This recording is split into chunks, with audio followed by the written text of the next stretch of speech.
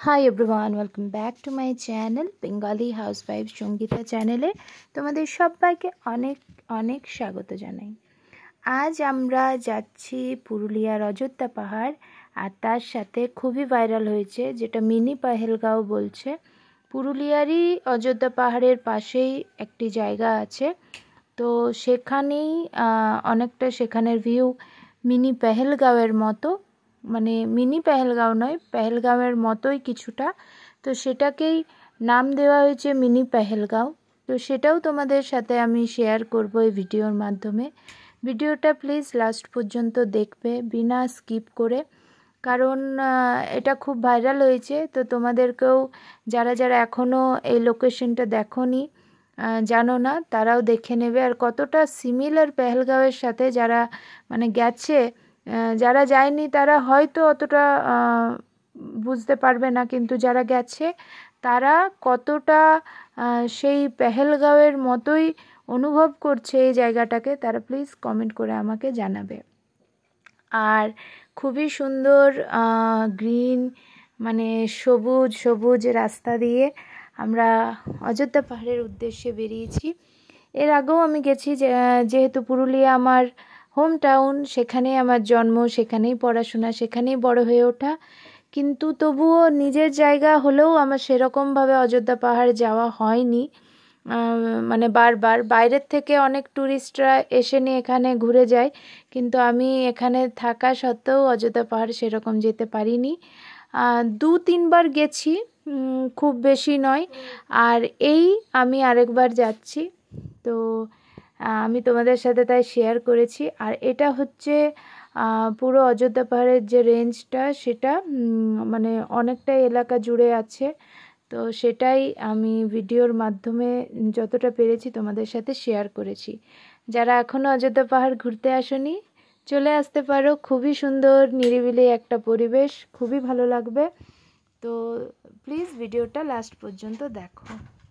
তো আমরা সকালে বেরোতে পারিনি, কারণ আমাদের অযোধ্যা পাহাড় মোটামুটি আমাদের বাড়ির থেকে বা টাউন থেকে মোটামুটি 1.5 ঘন্টা মতো রাস্তা।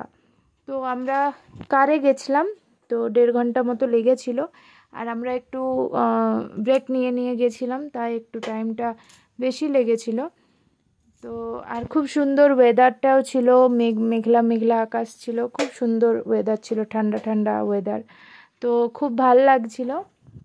এরকম অনেক সবুজ মাঠ, তারপরে গাছপালা পেরিয়ে আমরা অযোধ্যা পাহাড় পৌঁছে গেছিলাম। সেখানে দেখার মতো এই যে এই ড্যামটা আছে, আর ফাঁকা ফাঁকা অনেক জায়গা, যারা খুব ক্রাউডেড এলাকায় বসবাস করে তাদের এই জায়গাটা খুবই ভালো লাগবে।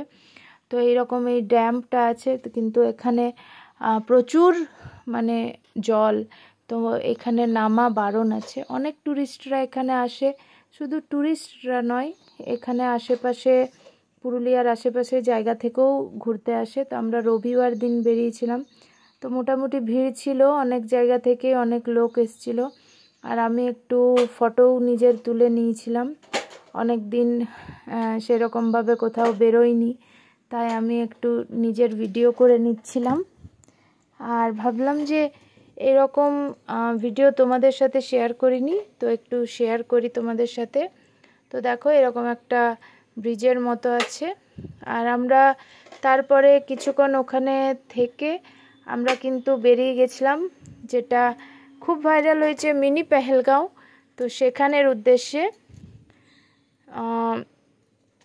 খুবই ভালো লাগছিল, আর ওয়েদারটা যেহেতু ভালো ছিল তার জন্য খুব ভালো লাগছিল। আর আমরা পৌঁছে গেছি ওই পেহেলগাঁওয়ের সিমিলার যে জায়গাটা সেখানে।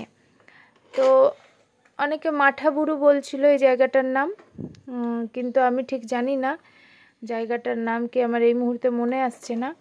তো এরকম মাটির পথ রাস্তা দিয়ে এখানে প্রচুর ভিড় হয়েছিল। অযোধ্যা পাহাড়ের ওই ড্যাম্পের ওখানের থেকেও বেশি ভিড় হয়েছিল, তোমাদের সাথে শেয়ার করব, চলো আমার সাথে।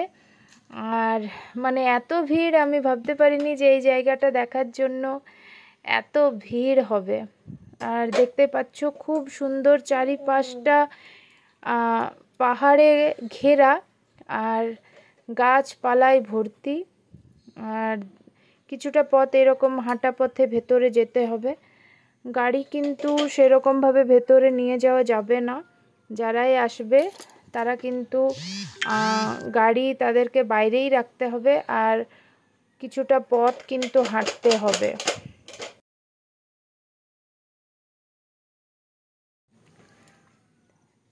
তো অনেকেই ভেতরে বাইক নিয়ে যাচ্ছিল, কিন্তু অনেকটা ডাউন ছিল, তো আর স্লিপারিও রাস্তাটা, এবড়ো খেবড়ো, তো সেখানে কিন্তু বাইক নিয়ে রিস্কি ব্যাপারটা হয়ে যায়।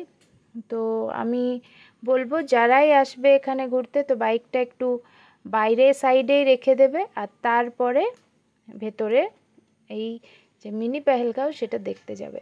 তো এখানে একটা ছোট্ট ঝর্ণা আছে, এই ঝর্ণাটা দিয়ে জল কিন্তু নিচে নেমে আসছে, সরু একটা নদীর মতো আছে। তো তোমাদের সাথে আমি শেয়ার করছি। দেখো এই যে মাঝ দিয়ে যে নদীটা বয়ে গেছে, এটা কিন্তু গিয়ে একটা ড্যাম্পের মতো জায়গাতেই পড়ছে, আর জলটা সেখানেই থাকছে। এই জলটা কিন্তু আর অন্য দিকে বয়ে যাচ্ছে না। এখানে অনেকটা টাইম স্পেন্ড করেছিলাম, এখানে অনেকক্ষণই বসেছিলাম, খুব ভালো লাগছিল। অনেকে এই জলটাতে পা দিয়ে কিন্তু চলাফেরাও করছিল, কিন্তু আমার জুতো ভিজে যাবে, জুতো খুলিনি, তাই আমি এখানে কিন্তু পা দিতে পারিনি, নামতে পারিনি জলটায়। আর একটু হালকা হালকা বৃষ্টিও পড়ছিল, তো তাই আমরা একটু সাইডে গিয়ে দাঁড়িয়েছিলাম। আর দেখো কি সুন্দর নদীর জলটা পরিষ্কার বয়ে যাচ্ছে। অনেকে ভিডিও তুলছিল, আর দেখতেই পাচ্ছ আমার পিছনের সামনে প্রচুর ভিড়, প্রচুর লোক এসছিল এখানে। একটা নিরিবিলি পরিবেশ, খুব ভালো লাগছিল দেখতে, খুব সুন্দর একটা এলাকা। তো দেখো কি সুন্দর, এটাকে মিনি পেহেলগাঁও। আমি তো কখনো পেহেলগাঁও যাইনি, কিন্তু আমি যেগুলো ভিডিওতে দেখেছি, তো সেই রকম ভিডিওর থ্রু আমি এই জায়গাটা এসে নিয়ে মনে হয়েছে যে কিছুটা হলেও সেই রকম পেহেলগাঁওয়ের মতনই।